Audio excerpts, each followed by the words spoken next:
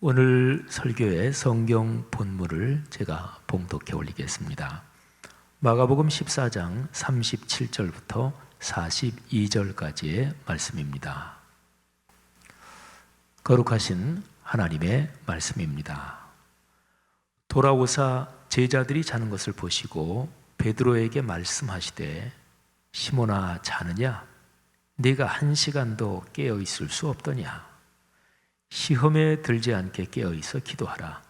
마음에는 원이로되 육신이 약하도다 하시고, 다시 나아가 동일한 말씀으로 기도하시고 다시 오사 보신즉 그들이 자니 이는 그들의 눈이 심히 피곤함이라. 그들이 예수께 무엇으로 대답할 줄을 알지 못하더라. 세 번째 오사 그들에게 이르시되 이제는 자고 쉬라. 그만 되었다. 때가 왔도다. 보라, 인자가 죄인의 손에 팔리느니라. 일어나라, 함께 가자. 보라, 나를 파는 자가 가까이 왔느니라. 아멘. 사람이 살면서 특별한 사건을 겪을 때가 있죠. 그런 사건은 오래도록 기억에 남습니다. 어떤 특별한 사건은 평생 그 사람의 기억 속에 생생하게 남습니다. 여러분이 지금까지 살아오시면서 여러분의 기억에 아주 또렷하게 남아있는, 지금도 그 일을 떠올리면 아주 생생한 그런 사건이 무엇입니까?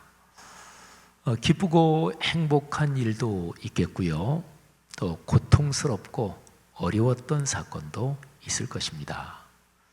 그런데 내가 겪은 사건이 기쁜 일인지 또는 고통스러운 일인지 그것도 중요하지요. 그 당시 겪을 때 기쁜 일이면 참 아주 즐거웠겠고 행복했고, 고통스러운 거는 엄청 힘들었을 거 아니겠어요?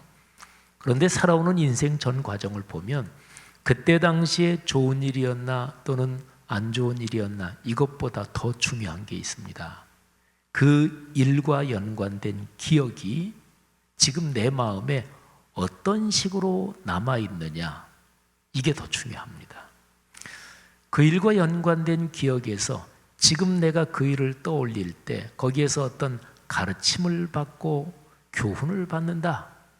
그러면 그 일은 내 삶에서 디딤돌이요 멘토가 되는 거죠.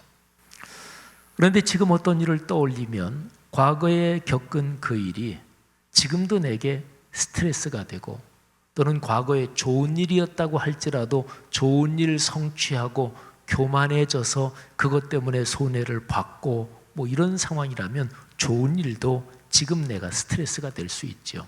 그래서 지금도 그 일을 떠올리면 너무 힘들고 분하고 또 내 자신이 아주 바보 같고 그렇게 고통스러운 기억에 남아있다면 그 일은 내 삶의 걸림돌입니다. 그리고 트라우마가 되는 거죠.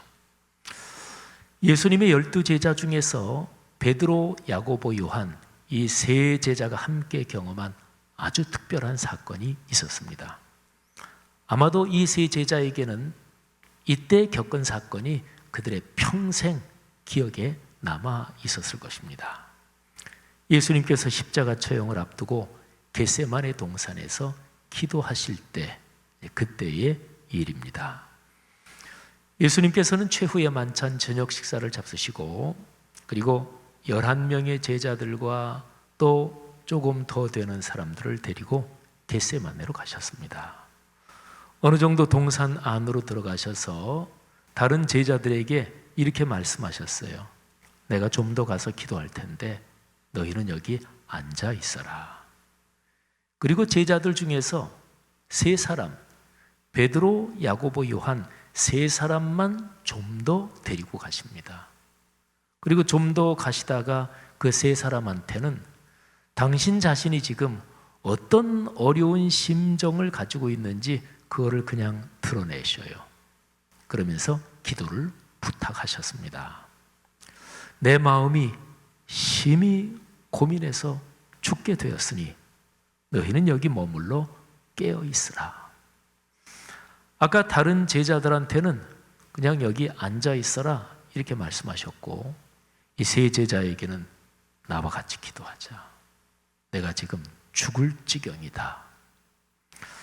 여러분, 예수님께서 제자들과 3년을 공적 사역을 하시면서 내가 참 힘들다.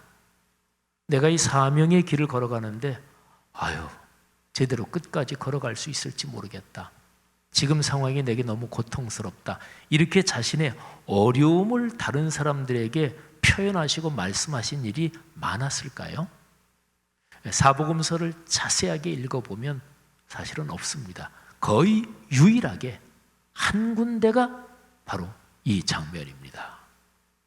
베드로, 야고보, 요한 세 제자에게 주님은 당신의 어려운 심정을 그냥 드러내셨어요. 내가 고민스럽다. 죽을 지경이다. 같이 좀 기도 좀 하자.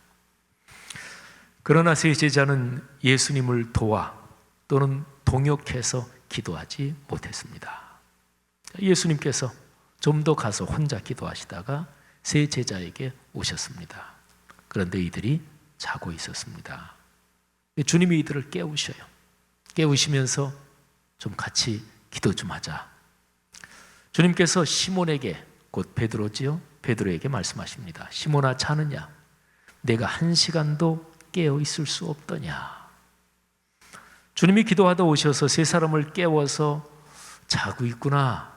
좀 깨어서 좀 같이 기도하자. 그렇게 힘 피곤하냐? 이렇게 말씀하셨을 때 세 제자는 얼마나 죄송했을까요? 자신들이 따르는 랍비오 주님이신 예수님이 그렇게 자신의 심정을 토로하시면서 기도하자고 하셨는데, 그리고 세 제자도 아마 깜짝 놀랐을 거예요. 3년 동안 이분을 따라다녔지만 한 번도 보지 못한 이분의 모습이잖아요. 나 죽을 지경이다. 깜짝 놀랐을 거예요. 그런데 그렇게 기도 부탁을 받고도 세 사람이 잠자고 있었으니 주님이 오셔서 깨웠을 때 얼마나 송구스러웠겠어요. 자, 예수님이 다시 기도하러 가십니다. 그리고 두 번째로 제자들에게 오셨어요. 근데 그들은 또 자고 있었습니다. 예수님이 그들을 또 깨우셨어요. 그들은 어쩔 줄을 몰랐습니다. 무슨 말도 할 수가 없었어요. 아마 생각해 보건대 이들이 참 쥐구멍이라도 있었으면 들어가고 싶을 정도로 아주 부끄럽고 창피하고 죄송스러웠을 것입니다. 여러분, 세 제자가 일부러 잔 게 아니었어요. 이 사람들이 몹시 피곤했습니다. 성경에도 나와요. 그리고 예수님도 이 세 사람이 굉장히 피곤하다는 사실을 잘 알고 계셨습니다. 그래서 예수님이 하신 말씀이, 너희가 마음으로는 내가 기도 부탁한 거에 따라서 같이 기도하고 싶지만 너희 지금 몸이 심히 피곤하다는 거 내가 안다. 마음은 원이로되 육신이 약하도다. 이 말이 그런 뜻이에요. 자, 어쨌든 예수님은 올 때마다 깨우시고 그들은 너무너무 죄송스럽고, 예수님이 또 다시 기도하러 가셨다가 이제 다시 오십니다. 세 번째죠. 근데 이번에도 역시 제자들은 자고 있었고, 그리고 주님은 그들을 깨우십니다. 그리고 이렇게 말씀하십니다. 세 번째로 제자들을 깨우시면서 주님이 하신 말씀이 마가복음 14장 41절, 42절에 이렇게 기록되어 있습니다. 이제는 자고 쉬라. 그만 되었다. 때가 왔도다. 보라, 인자가 죄인의 손에 팔리느니라. 일어나라. 함께 가자. 보라, 나를 파는 자가 가까이 왔느니라. 여러분, 이 세 제자는 얼마나 송구스러웠을까요? 이 세 번째 특별히 어쩌면 죽고 싶을 정도로 창피했을 것입니다. 그런데 예수님께서 제자들에게 하신 말씀, 조금 전에 제가 봉독해드린 41절과 42절 그 말씀에서 아주 깊은 뜻이 담긴 표현이 있습니다. 가운데 나오는 표현인데요. 그만 되었다. 때가 왔도다. 자, 두 문장으로 되어 있는 표현이죠. 그만 되었다. 때가 왔도다. 자, 두 문장 중에서 뒤쪽 문장 먼저 한번 살펴봅시다. 때가 왔도다. 무슨 때가 왔다는 말인가요? 요 현상적인 문맥을 보면 예수님을 체포하러 오는 사람이 가룟 유다가 배반자 가룟 유다가 앞세우고 그리고 대제사장들의 하인들 또는 군인들이 무장을 하고 잡으러 오고 있었어요. 그러니까 나를 잡으러 오는 사람들이 가까이 왔다. 내가 체포될 때가 왔다. 이런 얘기죠. 그런데 이 때가 왔다. 여기에서 좀 더 깊은 뜻은요. 예수 그리스도의 십자가의 고난을 통해 삼위일체 하나님의 구원의 계획이 드디어 완성되는 때가 이제 본격적으로 왔다. 이런 뜻도 담고 있습니다. 자, 그러면 앞에 문장 그만 되었다.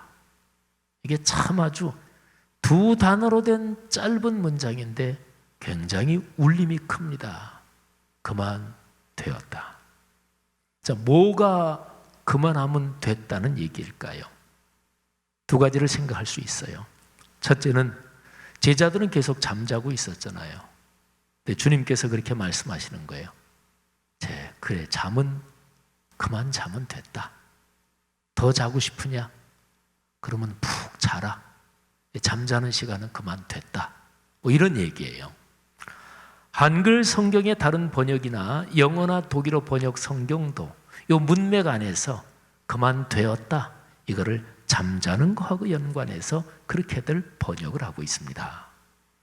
자, 그런데요, 이 그만 되었다 하는 이 문장에서 가만히 이거를 묵상해 보고 전후 문맥을 살펴보면 이 묵상에서 얻어지는 또 다른 깊은 깨달음이 있습니다. 자, 그만 되었다. 이 말은요, 예수님의 고난에 동참하여 기도할 수 있는 기회가 이제는 지나갔다. 이런 뜻을 담고 있습니다. 예수님이 조금 전에 세 제자에게 같이 기도하자. 나 너무 힘들다. 나랑 같이 좀 기도해다오. 그렇게 말씀하셨잖아요. 근데 제자들은 계속 자고 있었고, 이제 예수님을 체포하러 오는 사람들이 거의 다가왔으니까 이제 세 제자들에게 예수님의 고난에 동참해서 겟세마네에서 동역할 수 있는 그 시간은 지나갔다. 그 시간은 끝났다. 이런 표현입니다. 여러분, 이 표현이 베드로, 야고보, 요한 이 세 제자의 마음에 얼마나 깊이 박히고 꽂혔을까요? 저는 한번 생각해 봅니다. 이 예수님의 이 표현, 그만 되었다. 야, 끝났다. 그래, 피곤했지? 그래, 잠잔 거 잘했어. 이제 가자. 그만 되었다. 이 표현이 세 제자의 마음속에는 어쩌면 비수같이 꽂혔는지도 모르겠어요. 예수님이 날카롭게 말씀하신 건 아니고, 예수님이 비난하면서 말씀하신 건 아니고, 세 제자 스스로가 너무나 송구스러운데 그래, 됐다. 이게 아마 어쩌면 비수같이 꽂혔을 것입니다. 놓친 기회, 더 이상 다시는 잡을 수 없는 기회, 지나가 버린 기회. 이제 그런 것과 연관된 이 말씀이 아주 깊이 마음에 꽂혔을 거예요. 여러분 한번 생각해 보세요. 세 제자가 그날 이후로 걸어간 인생 여정에서 이 사건이 그들에게 어떤 영향을 끼쳤을까요? 세 사람 중에서 가장 먼저 순교한 사람이 제자 야고보입니다. 야고보는 순교의 상황에서 그가 겟세마네 동산에서 깨어 기도하지 못하고 깊은 잠에 떨어졌던 겟세마네의 깊은 잠을 혹시 떠올리지 않았을까요? 그때 주님께서 마지막으로 하신 말씀, 그만 되었다. 가슴에 꽂혀있던 그 말씀이 다시 떠오르진 않았을까요? 그때 깨어 기도할 기회를 놓쳤는데 그 깊은 회한을 생각하면서 용감하게 순교의 잔을 마신 것은 아닐까요? 야고보의 동생이 제자 요한이에요. 요한은 12제자 중에서 가장 오래 살은 걸로 교회 전승이 전하고 있습니다. 그리고 나중에는 반모섬으로 유배를 당했습니다. 일찍 순교하는 것도 십자가를 지는 거지만 오래도록 살아서 오래도록 살면서 유혹과 박해가 얼마나 많았겠어요. 그거를 다 견디면서 그리스도의 몸인 교회를 섬기는 것도 똑같이 일찍 순교하는 것만큼 큰 십자가지요. 여러분, 이 제자 요한은 오래도록 주님의 일을 감당하고 몸된 교회를 섬기면서 얼마나 많은 유혹과 박해를 받았을까요? 근데 그때마다 겟세마네의 깊은 잠을 떠올리지는 않았을까요? 그런 실수를 또다시 저지를 수는 없다 생각하면서 다시금 깨어 기도하면서 자신의 사명을 다 감당했던 것은 아닐까요? 그만 되었다. 이 주님의 말씀 말이죠. 영화 코바디스를 보면 베드로가, 예수의 제자 중에서 이 베드로가 로마에서 순교당하는 장면이 나옵니다. 베드로가 로마의 무시무시한 박해가 일어났을 때 베드로는 로마에서 성도들과 함께 순교당하더라도 로마에 있을 생각을 하고 있었습니다. 그런데 성도들이 베드로에게 간곡하게 부탁을 합니다. 베드로 사도께서 살아 계셔야, 그래야 그리스도의 몸인 교회가 이어집니다. 로마를 떠나셔야 됩니다. 간곡한 눈물 어린 성도의 권면에 베드로가 시종드는 한 젊은이와 함께 로마를 빠져나갑니다. 로마로부터 쭉 이어지는 아피아 가도라는 그 도로를 걸어서 빠져나갑니다. 그런데 갑자기 환상 중에 베드로에게 예수님의 모습이 보이는 거예요. 베드로는 로마를 빠져나가고 있는데 예수님은 로마 쪽으로 향해 걸어가고 계셨습니다. 그때 베드로가 묻습니다. 주님, 어디로 가십니까? 쿠오 바디스 도미네. 주님, 어디로 가십니까? 쿠오 바디스 도미네. 주님께서 대답하시죠. 네가 지지 않고 버린 십자가 내가 지르고 로마로 간다. 베드로는 그 자리에서 다시 기도하면서 로마로 가지요. 베드로도 예수님처럼 십자가에서 처형됐는데 전해져 내려오는 이야기에 따르면 베드로는 자신을 처형하는 군인들에게 내 주님께서 십자가에 못 박혀 돌아가셨는데 내가 어찌 감히 주님과 같은 모양으로 십자가에 못 박힐 수 있단 말입니까?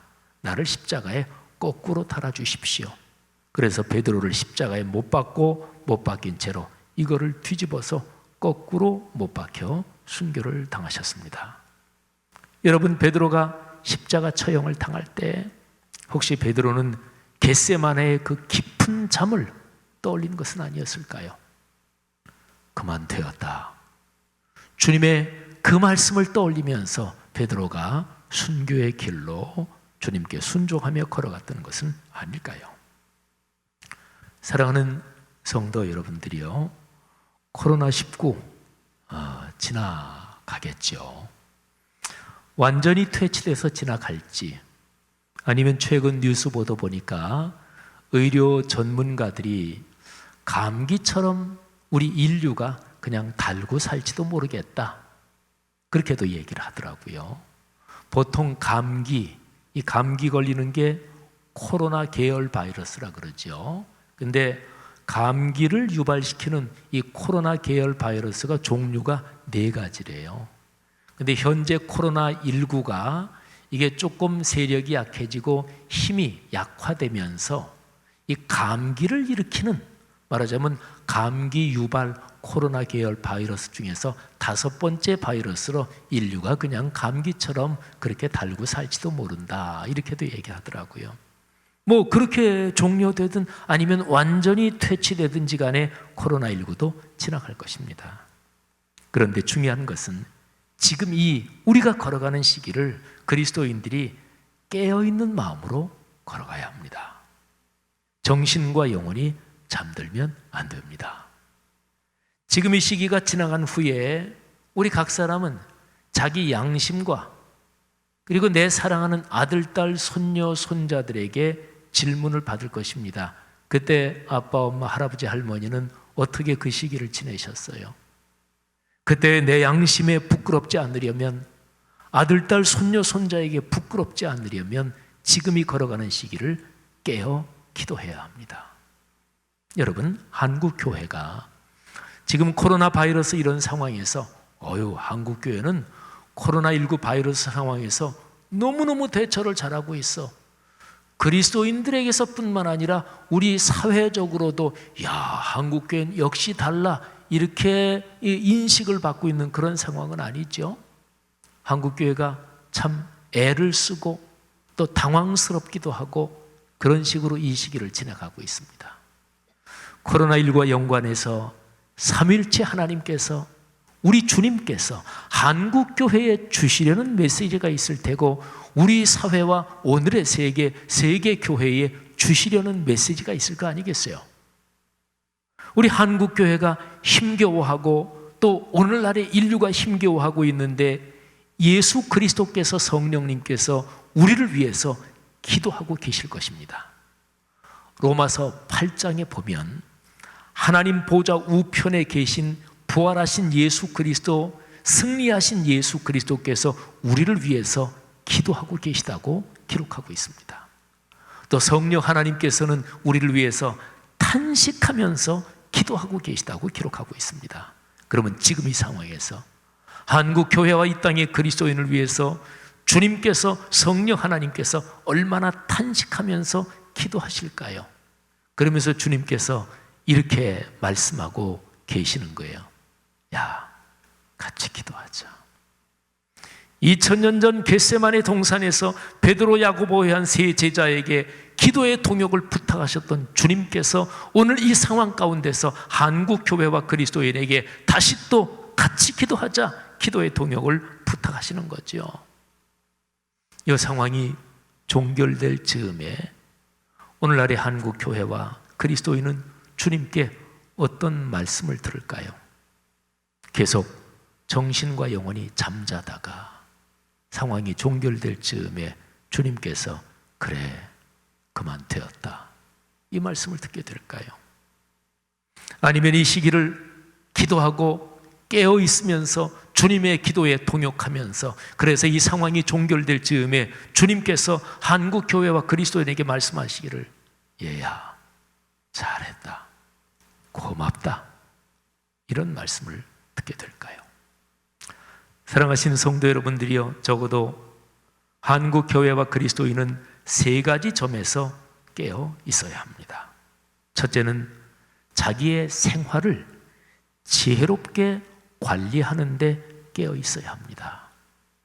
마스크, 손 씻기, 또 사람 많이 모이는데 꼭 필요한 일 아니면 가지 않는 거, 사회적 거리 두기, 이거는요, 내 건강을 지키는 것뿐만이 아니라 내 가족과 내 주변 사람이 감염되지 않도록 하는 거에도 연관이 돼 있습니다. 최선을 다해야 합니다. 그리스도인이라면 더 책임적으로 최선을 다해야 합니다. 뉴스 보니까 젊은이들이 클럽이나 뭐 이런데 요즘 마구 몰린다고 하는데, 예수를 믿는 젊은이라면 그런데 가지 말아야 합니다. 그리고 요즘 코로나19 때문에 전부 다들 스트레스가 많으시잖아요. 답답하기도 하고. 그럴 때 자기 생활에 지혜가 있어야 돼요.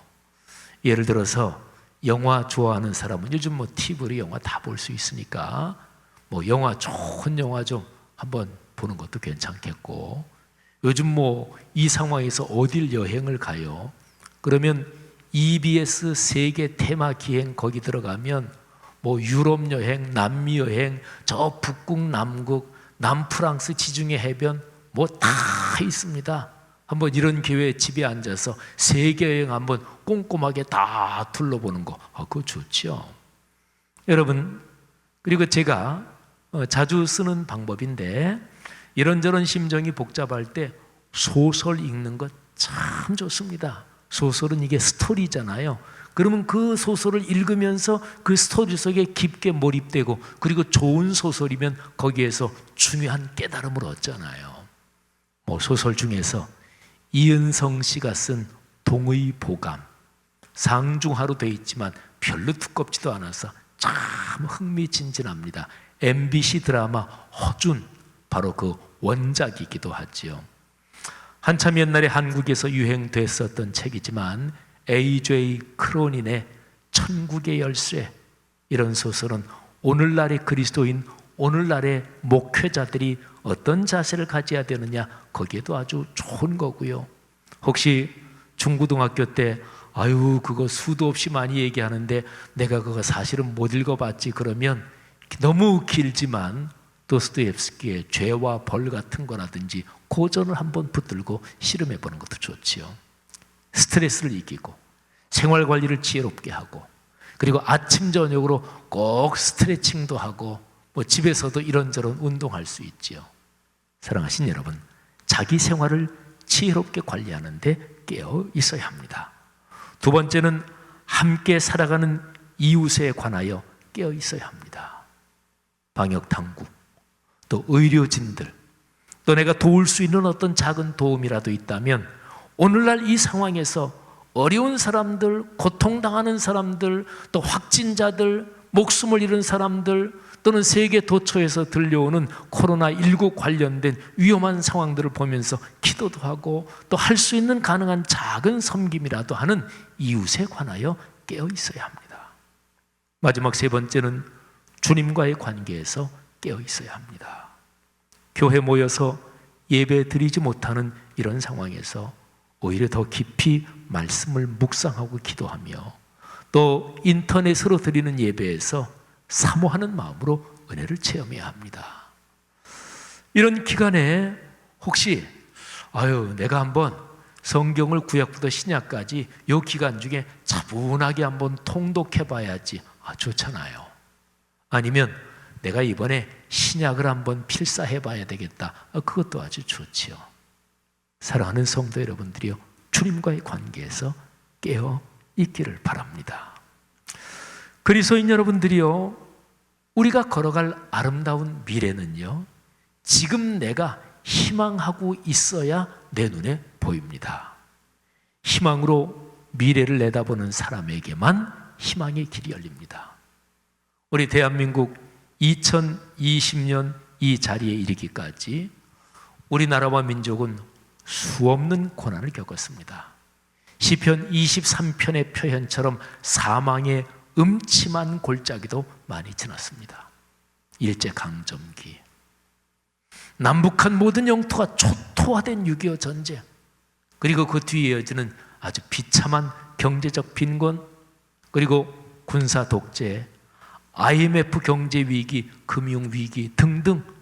그런데 우리 민족이 모든 것을 이기고 자주 독립을 이뤘고 산업화, 민주화를 통해 자유민주주의를 가꾸어 오늘 여기에 있잖아요.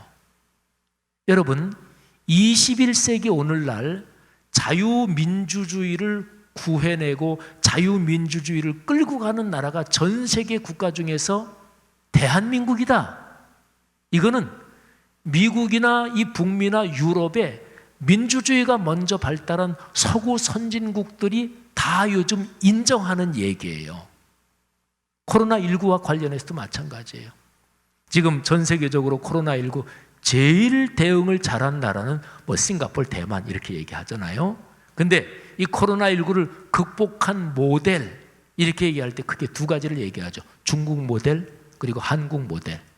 중국은 사회주의 공산주의 국가니까 우한이나 후베이성 그 거대한 지역을 강제로 그냥 봉쇄하고 이렇게 해서 해결했는데 우리는 봉쇄하지 않았잖아요. 지금도 봉쇄하지 않고 있잖아요. 그래서 전 세계가 한국 모델을 주목하고 있습니다. 여러분, 이 정도면 2020년에 대한민국은 참으로 장한 나라입니다. 2020년에 대한민국 곧 코로나20이 코로나19보다 셉니다. 코로나20이 코로나19를 멋지게 이겨낼 것입니다. 지금의 상황이 한국 교회와 우리 사회가 성숙하는 디딤돌이 될 것을 믿습니다.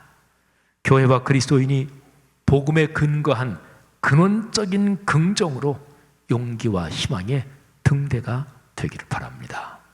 지금의 시기를 깨어 기도하며 걷는 그리스도인들과 그 가정 가문에 큰 복이 있을 것입니다.